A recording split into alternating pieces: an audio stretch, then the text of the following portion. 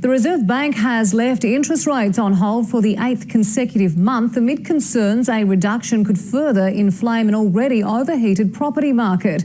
The decision comes as pressure builds on Malcolm Turnbull to strip back negative gearing in the budget. Jonathan Lee reports from Canberra.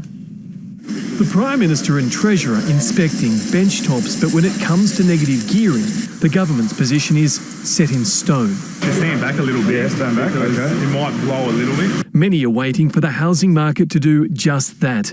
In a first, the Australian Institute of Company Directors has written to the government calling for urgent tax reform in the budget and negative gearing to be stripped back. We're 40,000 company directors. We're interested in economic growth. We're interested in fairness.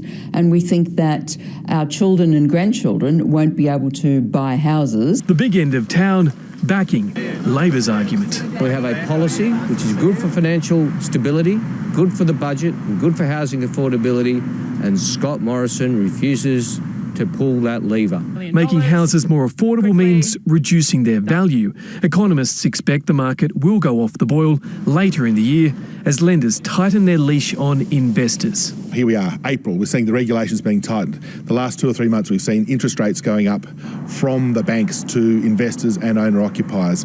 That will start to bite pretty soon. For now, the Reserve Bank is sitting on its hands, leaving interest rates at record lows, citing a weak labour market and slow wage growth. They're just really caught between this managing a housing expansion that is clearly unsustainable versus managing the rest of the economy. In unexpected news, Australia posted a higher than expected trade surplus in February on the back of iron ore prices and a fall in imports.